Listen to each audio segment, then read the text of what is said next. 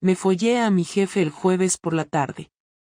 Así empiezo, porque no hay otra manera de contar esto sin dar rodeos. Ni siquiera sé por qué lo hice exactamente. No estaba enamorada. No buscaba sentirme viva. No me sentía abandonada por Daniel, mi marido.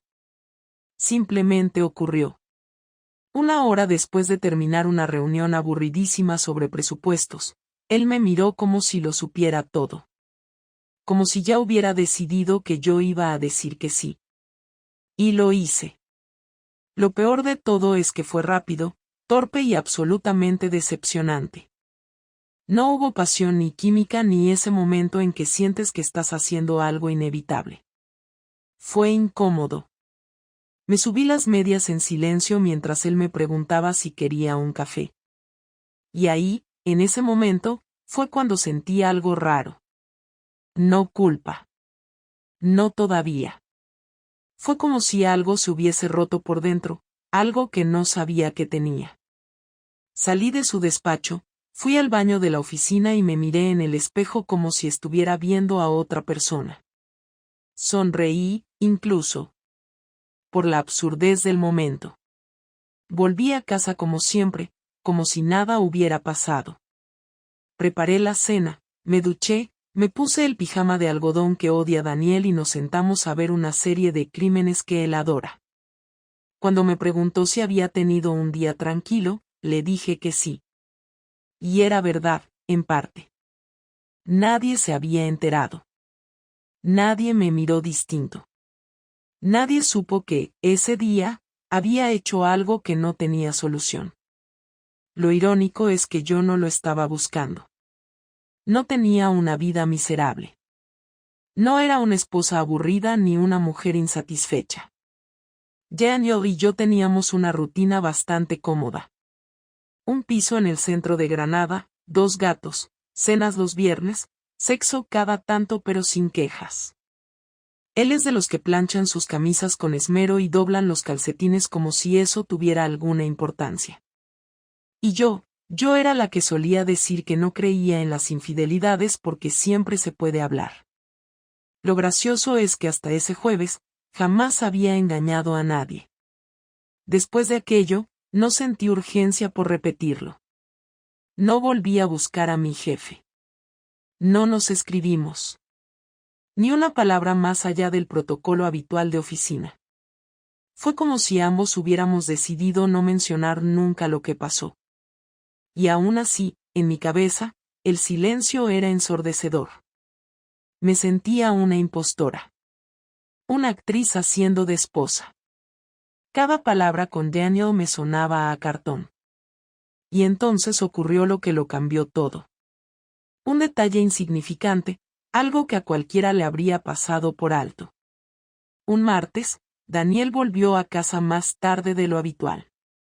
Traía vino, y sin que fuera nuestro aniversario ni nada, me propuso salir a cenar a un sitio nuevo en el Albaicín. Fue raro. Demasiado raro. Él no improvisa nunca. Durante la cena, se mostró nervioso, pero no por una pelea.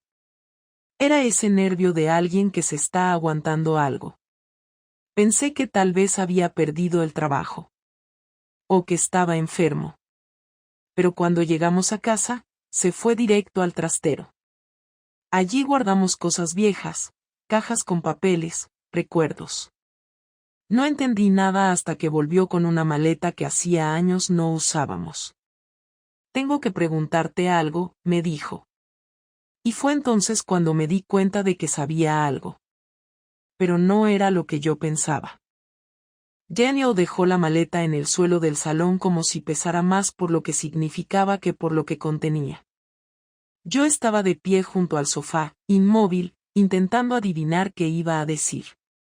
Él se quedó en silencio un rato, me miró sin decir nada y después se agachó, abrió la cremallera y sacó una carpeta de plástico gris, de esas que guardamos con documentos viejos o papeles de la hipoteca. La puso encima de la mesa de centro y se sentó a mi lado sin dejar de mirarme. Todo su cuerpo decía que estaba esperando algo, pero no sabía si quería una confesión o simplemente que me pusiera nerviosa. Yo tampoco hablaba. Solo escuchaba el ruido de mi propia respiración, que de pronto me parecía demasiado fuerte, demasiado evidente. Daniel cogió la carpeta, la abrió con cuidado, como si estuviera a punto de mostrarme una radiografía, y sacó un sobre. Dentro había fotos, muchas fotos, todas impresas en papel mate. Algunas estaban algo torcidas, como si se hubieran sacado desde lejos o desde un ángulo difícil. La primera que puso sobre la mesa mostraba a mi jefe y a mí saliendo del edificio de la oficina. Era una foto perfectamente normal, no había nada en nuestra postura ni en nuestras caras que delatara nada. Pero luego vino la segunda. En esa estábamos dentro de un coche, y él tenía la mano en mi muslo. La tercera era aún peor. Salíamos del hotel que está a 3 calles de la oficina, el de fachada beige con toldos verdes. En esa, mi cara estaba completamente visible. No había forma de negarlo. No supe cuánto tiempo había pasado entre foto y foto. Me quedé mirando el montón de imágenes como si no fueran mías, como si se tratara de otra persona, alguien que se parecía a mí, pero que no tenía nada que ver conmigo. Daniel no dijo nada durante varios minutos. Me dejó que las mirara todas. No sé si quería torturarme o simplemente estaba esperando que dijera algo que explicara lo que había visto. Finalmente, habló. Su voz era baja, contenida, como cuando se esfuerza por no gritar. ¿Me lo ibas a contar tú o tenía que contratar a alguien más? No supe qué responder. Lo primero que pensé fue en negarlo, en decir que no era lo que parecía, pero ni siquiera yo me creía esa frase cuando la escuchaba en otras personas.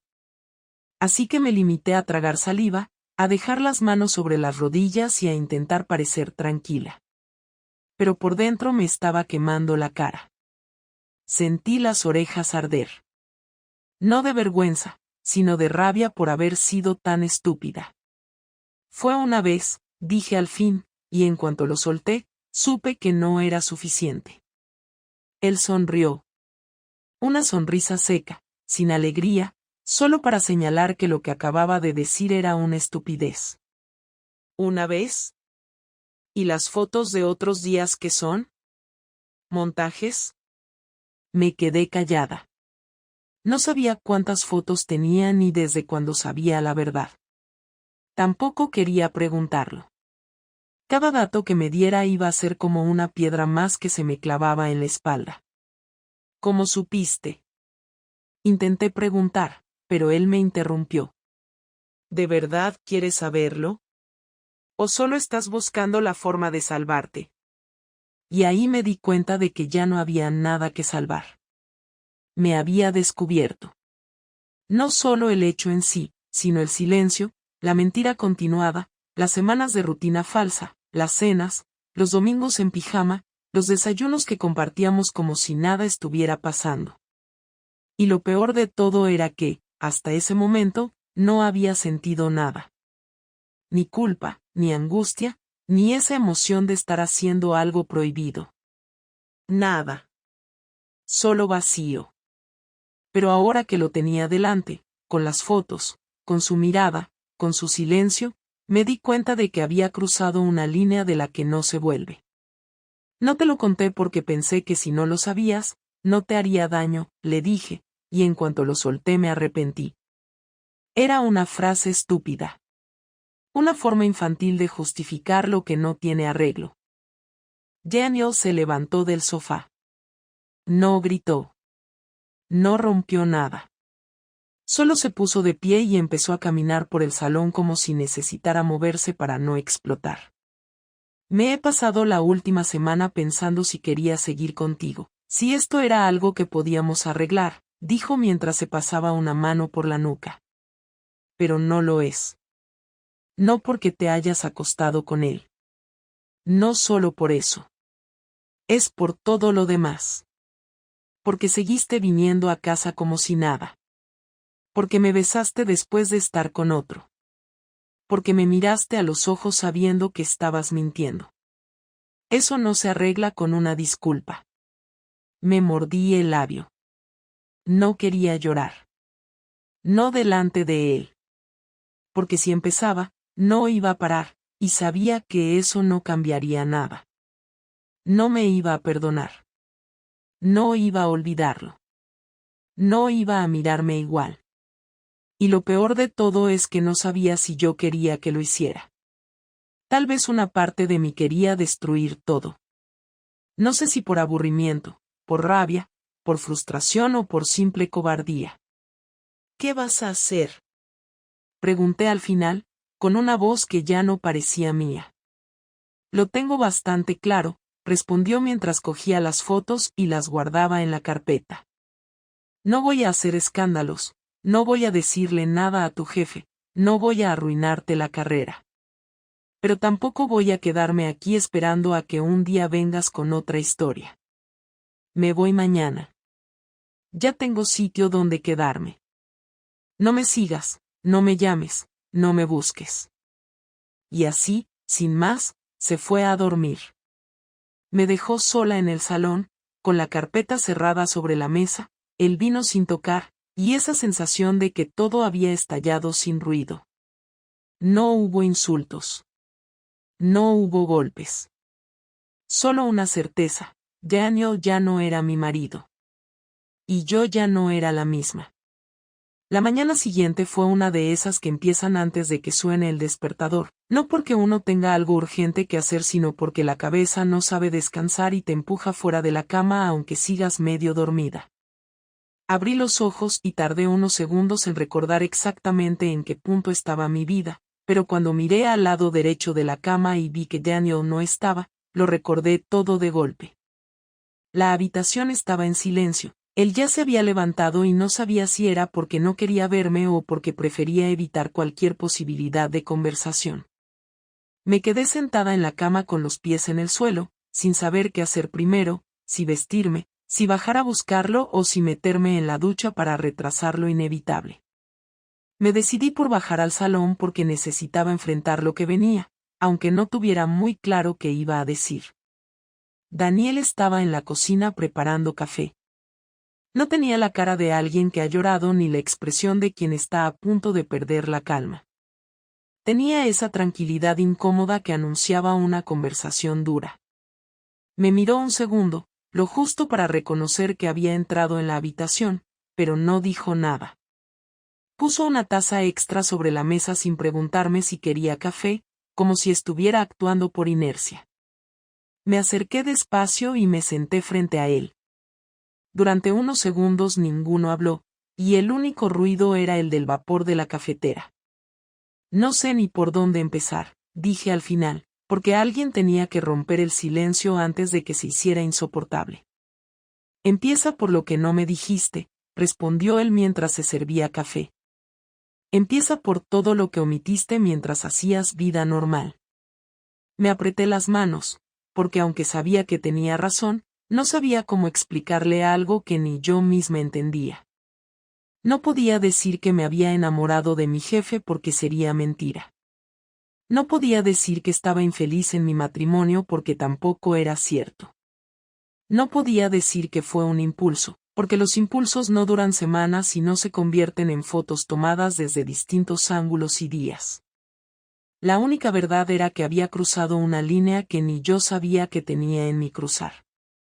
No pensaba que afectaría a nuestra vida, dije, sabiendo incluso antes de terminar la frase que sonaba como una idiotez. Pues afectó, respondió él. Y no por lo que hiciste, aunque eso ya es suficientemente grave, sino por lo que hiciste después. Estuviste aquí fingiendo, riéndote conmigo, acostándote conmigo, diciéndome cosas que ya no correspondían a la realidad. Eso es lo que no puedo entender. Me quedé callada. No tenía cómo justificar eso. No tenía un plan ni una excusa convincente. Me limité a bajar la mirada y respirar hondo. Sé que te fallé, sé que no tiene defensa, pero no quiero que pienses que lo nuestro nunca me importó, dije despacio, intentando que mi voz no sonara como una estrategia para suavizarlo todo. Daniel soltó una risa amarga, una que no buscaba herirme pero que dejaba claro que no se creía mis palabras. ¿Cómo voy a pensar que te importaba si tomaste la decisión consciente de ocultarme todo? Eso no se hace a alguien que importa, dijo con una calma que dolía más que si hubiera gritado. Me acerqué un poco en la silla, intentando mantener la compostura mientras buscaba alguna forma de explicar lo que ni yo tenía claro. No lo conté porque tuve miedo de perder lo que teníamos. Pensé que era mejor que no lo supieras. Pensé que con el tiempo se me pasaría ese descontrol que me entró y todo volvería a estar como antes. Pero no sabía que había fotos, no sabía que estabas investigando, no sabía que estabas sufriendo por mi culpa. Él apoyó los codos en la mesa y me miró directamente, no con odio sino con una mezcla de decepción y cansancio. No entiendes nada. No me duele que lo escondieras por mí, me duele que lo escondieras por ti. Porque sabías que si me lo decías, se te acababa todo este juego. No querías perder tu matrimonio, pero tampoco querías dejar lo otro. Y mientras tanto, yo era el estúpido que iba por casa pensando que estábamos bien. Ese comentario me clavó una punzada en el estómago. No porque fuera cruel, sino porque era verdad, aunque yo nunca lo hubiera expresado así dentro de mi cabeza. Me quedé en silencio porque no tenía cómo negarlo sin volver a mentir. Sé que piensas que ya no puedo reparar esto, dije intentando sostener su mirada, pero estoy aquí, sentada delante de ti, porque quiero hablarlo, porque quiero decirte la verdad sin esconderme. No estás aquí para reparar nada, me interrumpió. Estás aquí porque te he puesto las fotos encima de la mesa. Si no fuera por eso, seguirías haciendo tu vida normal. No quiero que vengas ahora con discursos de recuperación cuando lo que pasó no ocurrió ayer ni antes de ayer. Ha pasado suficiente tiempo como para que hayas tenido muchas oportunidades de decirme la verdad y elegiste no hacerlo. Me mordí la mejilla por dentro para no desmoronarme. No sabía cómo darle una explicación que no sonara como una excusa infantil. Todo lo que dijera iba a parecer construido después del desastre. Si quieres que me vaya hoy mismo, lo puedo hacer, dije, aunque sabía que no quería ser yo quien tomara la decisión final, pero tampoco quería prolongar algo que estaba claro que ya no era sostenible. Daniel negó con la cabeza y se levantó. Caminó lentamente por la cocina, como si necesitara espacio físico para procesar lo que decía. No quiero que te vayas hoy, sería demasiado precipitado para los dos. Ya decidí que me voy yo, pero eso no significa que tenga que salir corriendo ahora mismo. Quiero ordenar mis cosas, quiero pensar con claridad y no quiero montar una escena que nos deje peor de lo que ya estamos. Se giró hacia mí y apoyó las manos en la encimera. Pero quiero una cosa, solo una. Quiero que me digas si esto que pasó con él sigue. No quiero detalles ni explicaciones. Solo quiero saber si sigue. Sentí la garganta cerrarse, porque era una pregunta que tenía más peso que cualquier otra. No era un por qué, ni un cómo, ni un cuándo. Era una pregunta directa que definía si había algún futuro posible o si todo estaba totalmente perdido. Respiré hondo y respondí. No sigue. No he vuelto a estar con él después de ese día. Daniel me miró fijamente, intentando ver si estaba diciendo la verdad o si era otra capa de mentira sobre la anterior. ¿Te lo contó él o lo digo yo? Preguntó con una firmeza que me hizo estremecer. No me lo contó nadie. No he vuelto con él. No he buscado nada más con él. Ni mensajes ni encuentros. Nada. Él asintió despacio, sin mostrar alivio ni satisfacción. Era una reacción neutra, como si lo que acababa de decir no cambiara realmente nada, pero al menos marcaba un límite. Bien, dijo. Es lo único que quería dejar claro antes de irme. No por ti, sino por mí. No quiero irme pensando que llevo años compartiendo cama con alguien que quiere otra vida y no se atreve a decirlo. Se quedó en silencio unos segundos. Después añadió algo que no esperaba. Vamos a pasar el día en la casa sin hablar de esto. Necesito espacio para pensar, pero no quiero que esto termine en un desastre todavía mayor. Mañana cuando me vaya, ya hablaremos de cómo seguir con los papeles, con las cosas de casa y con lo demás. Luego se fue al pasillo, cerró la puerta del dormitorio detrás de él y me dejó allí, sentada en una cocina que ya no sentía como mía. No lloré. No porque no lo mereciera o porque no estuviera destrozada, sino porque en ese momento no tenía fuerzas ni para eso. Me quedé quieta, mirando la taza de café que él había puesto para mí, y supe que la conversación que acabábamos de tener no había sido el final. Era la antesala de algo peor, algo que estaba por venir y que no tenía marcha atrás. Daniel se fue de casa 2 días después, sin dramatismos ni escenas, solo con 2 maletas y una carpeta negra bajo el brazo. No hubo abrazos, ni despedidas largas, ni siquiera un último intento por arreglar algo. Me dijo que pasaría a recoger el resto de sus cosas otro día, que ya me avisaría, y después bajó por las escaleras sin mirar atrás. Desde el balcón lo vi subir al coche, cerrar la puerta con calma y conducir hacia la esquina como si fuera a hacer la compra y no a dar por terminado nuestro matrimonio. Me quedé allí de pie, en bata, con el pelo atado mal, sin saber si debía llorar o simplemente cerrar la ventana. No lloré. Me quedé en silencio, como si estuviera esperando instrucciones de alguien que no iba a venir. Durante ese primer día sola, pasé las horas recogiendo ropa suya que todavía estaba doblada en los cajones, guardando sus zapatos en la caja que dejó abierta en el pasillo, y limpiando como si eso sirviera para ordenar también lo que llevaba dentro. No revisé su lado del armario. No quería enfrentarme al hueco exacto que él había dejado entre mis vestidos, ni al espacio vacío donde siempre estaban sus camisetas. Lo que no sabía en ese momento era que Daniel no solo había decidido irse, sino que tenía un plan que llevaba semanas organizando sin que yo lo notara. Me enteré 3 días después, cuando abrí mi correo electrónico y vi una notificación del banco. Al principio pensé que era algún aviso rutinario, algo de la hipoteca o del seguro del coche. Pero no. Era un resumen de los últimos movimientos de la cuenta conjunta. La que usábamos para gastos comunes. La que tenía todos nuestros pagos automáticos vinculados. Al revisar los detalles, me di cuenta de que Daniel había vaciado la cuenta la mañana en que se fue. No dejó ni un euro. No había error. No era un traspaso parcial ni un movimiento compartido. Era una retirada total hacia una cuenta a su nombre que yo no conocía. Llamé al banco pensando que podía haber una explicación lógica, que tal vez se había equivocado o que era una medida temporal. Pero no. La operadora me confirmó que la cuenta estaba cerrada. Sin previo aviso. Sin posibilidad de reversión. Me senté en el suelo del salón con el móvil todavía en la mano. Respiraba rápido, sin control. Revisé la aplicación del banco para verificar el resto de mis cuentas.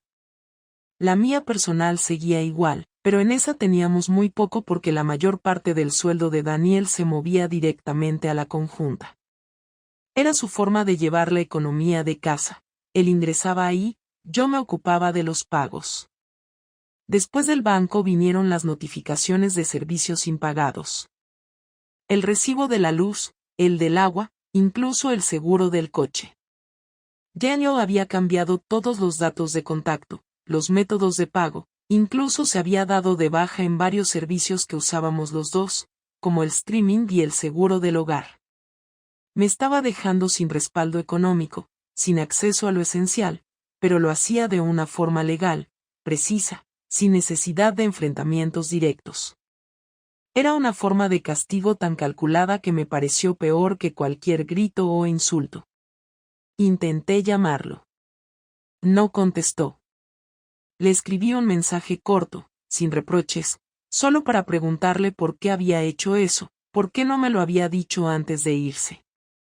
No hubo respuesta. Esa misma noche, me llamó Marta, una compañera del trabajo que también conocía a Daniel desde hacía años. Me preguntó si estaba bien. Le dije que sí, aunque sabía que mi voz no lo estaba transmitiendo. Me dijo que había recibido un correo de Daniel. Ahí fue cuando supe que lo que estaba haciendo no terminaba con las cuentas. Me escribió directamente, me dijo ella, con una mezcla de incomodidad y sorpresa. Me contó que se fue de casa, que descubrió lo tuyo, y que necesitaba dejar las cosas claras. No me pidió que me metiera, solo quería que lo supiera. Me quedé callada.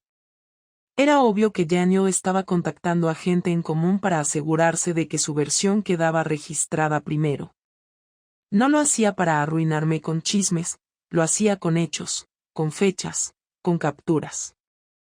Me imaginé la cantidad de correos que habría enviado en esas 72 horas. Compañeros, amigos comunes, incluso algunos familiares que apenas veíamos pero que seguramente habían recibido ya su notificación de traición confirmada. ¿Le ha escrito a alguien más? Pregunté, aunque ya intuía la respuesta. A Lucía también, creo. Y a Diego. Bueno, al menos son los que me han dicho algo. Lo siento, Laura, no sabía que estaban tan mal. No respondí. No porque no supiera qué decir, sino porque ya daba igual. Colgué y me senté en la mesa de la cocina. Apoyé los codos, me tapé la cara y ahí sí, lloré. No por la cuenta vacía ni por la humillación pública. Lloré porque por primera vez entendí que todo lo que estaba perdiendo no tenía arreglo. Daniel no estaba reaccionando desde el dolor. Estaba ejecutando un plan. Había tenido tiempo para pensar cada paso. Y yo no lo vi venir. Durante los días siguientes, comenzaron a llegar mensajes de conocidos. Algunos con tono neutral, otros con una simpatía falsa que intentaba no sonar a me lo contó Daniel. Noté cómo cambiaban sus formas de saludar, cómo evitaban ciertos temas.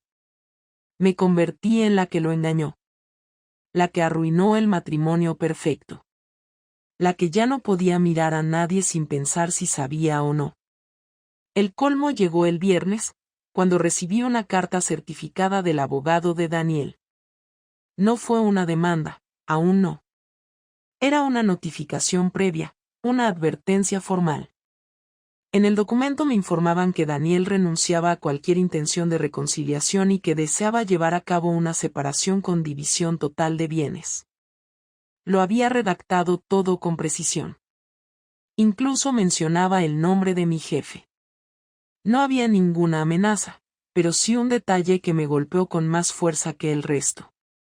En el punto final del documento decía que había reunido evidencia suficiente para solicitar una separación por causa justificada y que, por respeto a nuestra historia, prefería evitarlo si yo aceptaba las condiciones sin oposición.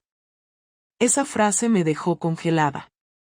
Lo había convertido en una especie de ultimátum silencioso. O aceptaba desaparecer sin pelear o se encargaría de que toda mi vida laboral y personal se viera manchada de forma definitiva. No contesté ese mismo día. Guardé la carta, salí a la calle y caminé sin rumbo por el barrio. Necesitaba respirar otro aire, uno que no tuviera el olor rancio del miedo.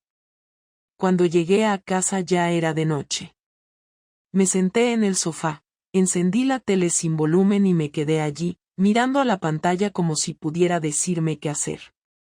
Me sentía desnuda. No en el sentido físico sino como si todo lo que era, todo lo que había construido, se hubiera ido con él. Daniel no solo me estaba castigando, estaba borrándome de su vida con una frialdad quirúrgica. Y lo peor es que lo estaba haciendo bien. La llamada llegó el martes a las 8 de la tarde. No era un número que tuviera guardado, pero lo reconocí al instante porque era el fijo del piso de su hermana. Contesté sin pensarlo demasiado, como si aún tuviera ese reflejo de cuando estábamos bien, de cuando cualquier llamada suya significaba algo cotidiano. Daniel estaba al otro lado, con un tono más bajo del que recordaba, sin agresividad, sin ese rencor afilado que había sentido en sus últimas palabras.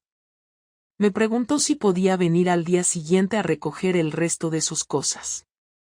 Le dije que sí, claro, sin poner condiciones. Él me respondió que no quería pasar más de 1 hora, que prefería que no estuviera nadie más en casa.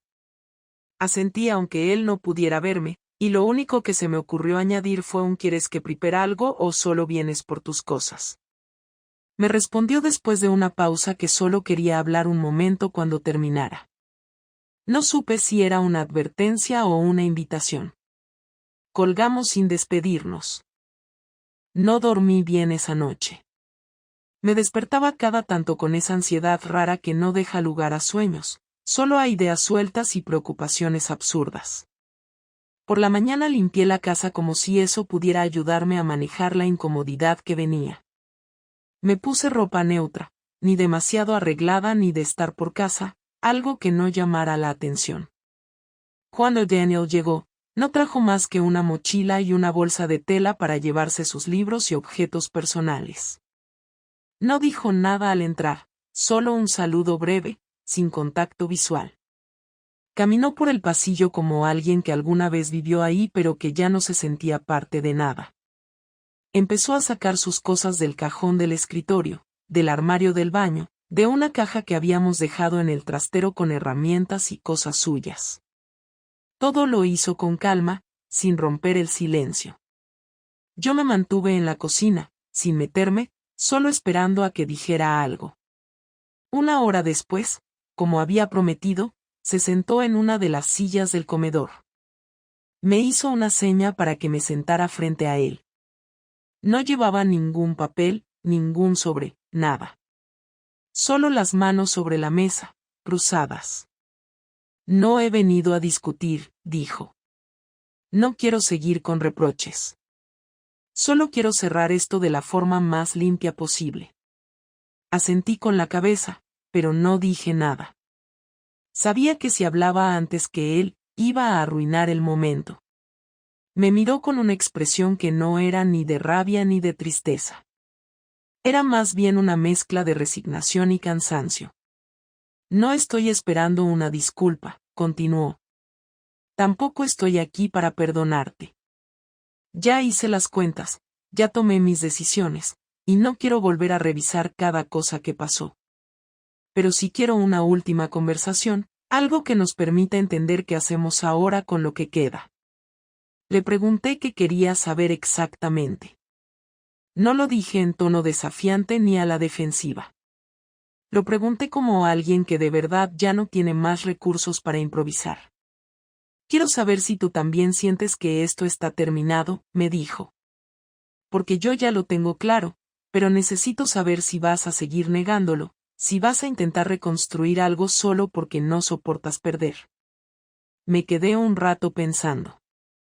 No porque tuviera dudas, sino porque la respuesta que tenía no era fácil de decir. Era la verdad, pero esa verdad no me dejaba en buen lugar. No sé si lo nuestro estaba acabado antes de lo que pasó, empecé a decir. Pero lo que pasó lo destruyó del todo. Y no porque tú no puedas perdonar, sino porque yo sé que no te lo merecías. No puedo pedirte nada más. No sería justo. Lo arruiné, sí. Lo acepto. Y aunque no quiero que esto sea el final, también sé que ya no hay forma de volver a lo que teníamos. Daniel bajó la mirada un momento, como si procesara cada palabra. Luego levantó la cabeza y dijo algo que no esperaba. Durante mucho tiempo, pensé que si alguna vez nos separábamos sería por desgaste, por rutina, por falta de ganas. Nunca imaginé que fuera por algo así. No porque te creyera perfecta, sino porque creía que los dos sabíamos cuidar esto que teníamos. Pero ahora entiendo que no basta con querer. Se necesita respeto, honestidad, y cuando eso se rompe, lo demás es accesorio. No supe qué contestar. Lo que decía era cierto. No había nada en su discurso que pudiera cuestionar. Me limité a asentir de nuevo, esta vez con un poco más de tristeza en los ojos. ¿Tienes algo pensado sobre la casa? Me preguntó después, volviendo al terreno práctico. Si quieres que la vendamos, lo hacemos. Si prefieres que te pague tu parte, Podemos hablarlo, respondí.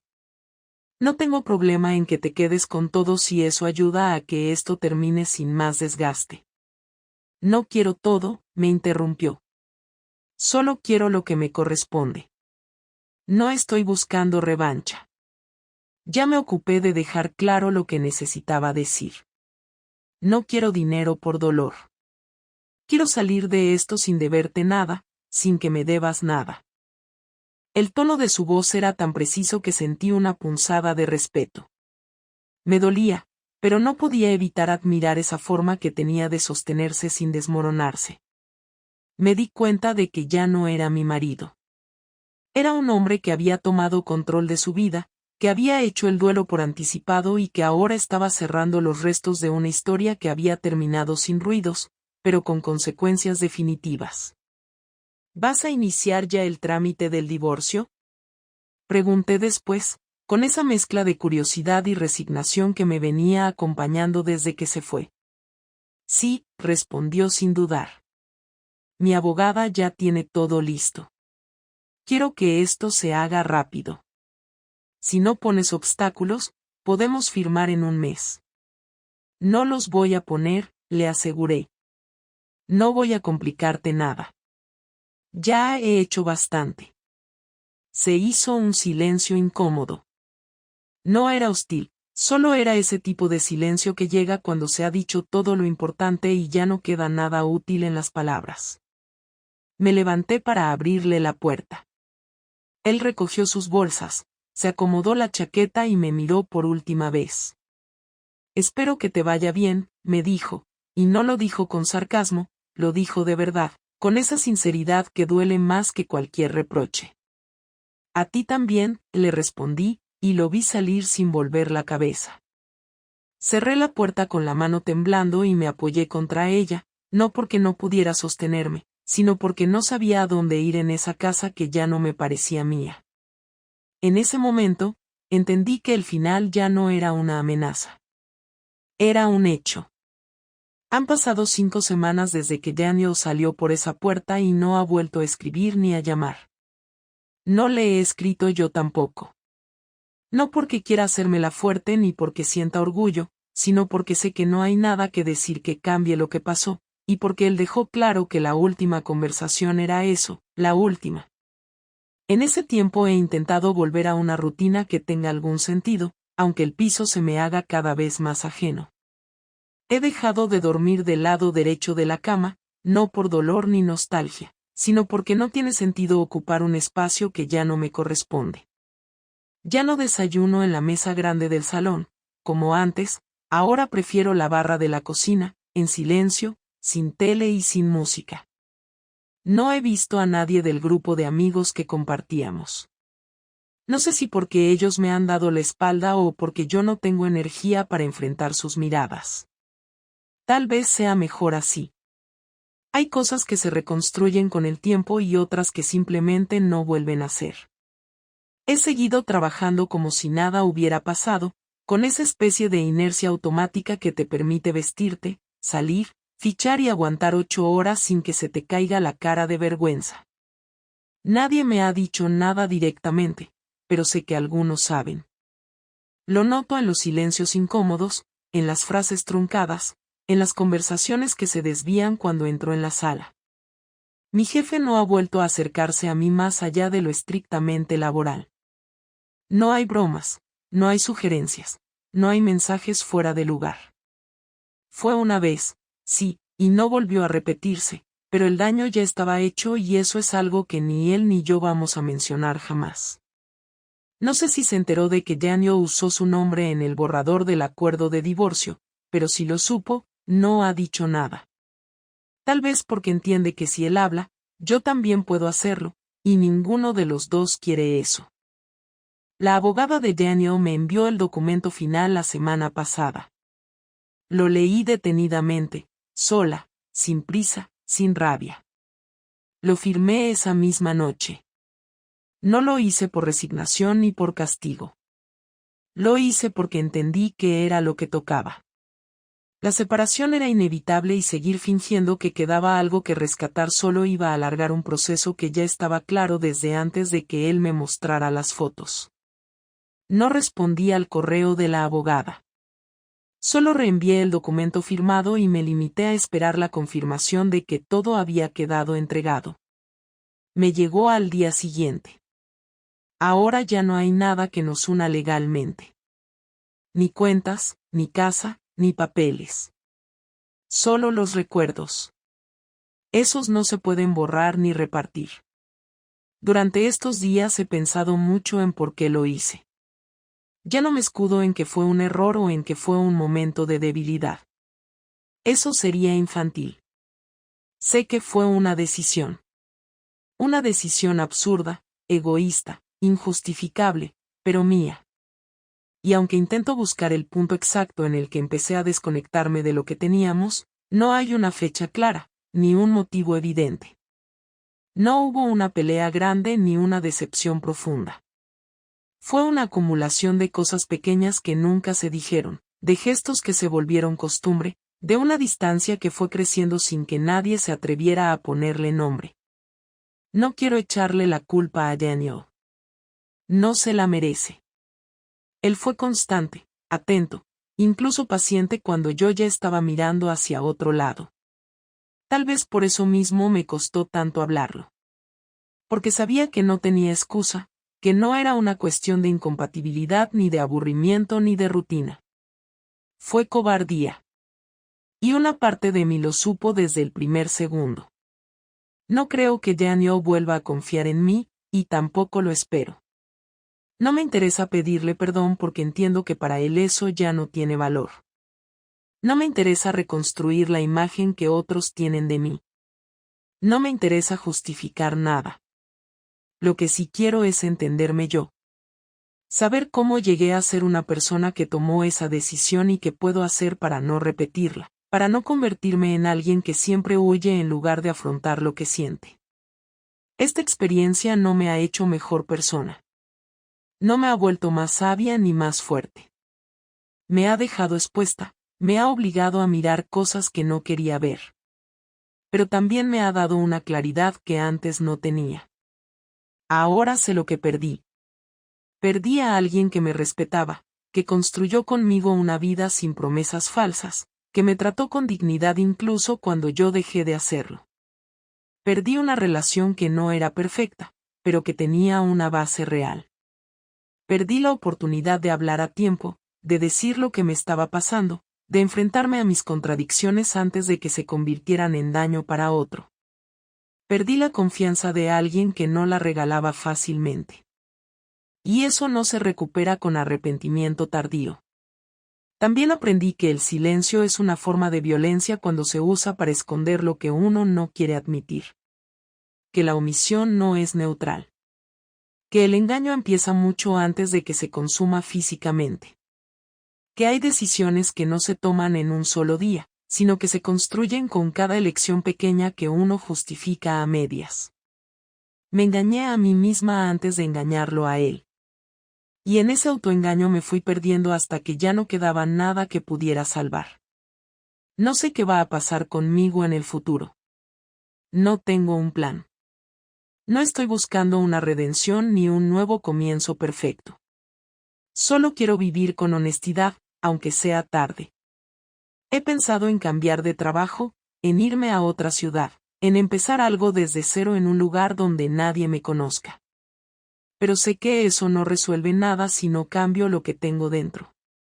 El problema no era el lugar ni la gente. Era yo.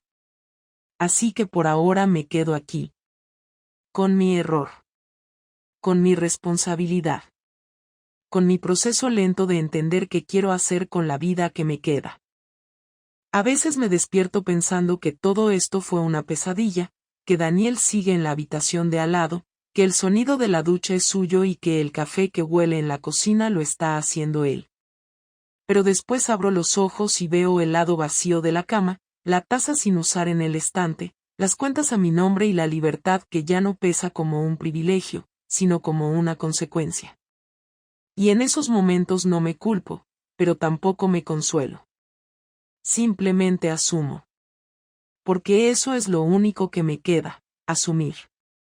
Y aunque no me da paz ni me alivia, al menos me permite seguir. Sin mentiras. Sin disfraces. Con las consecuencias. Con todo. Como debe ser.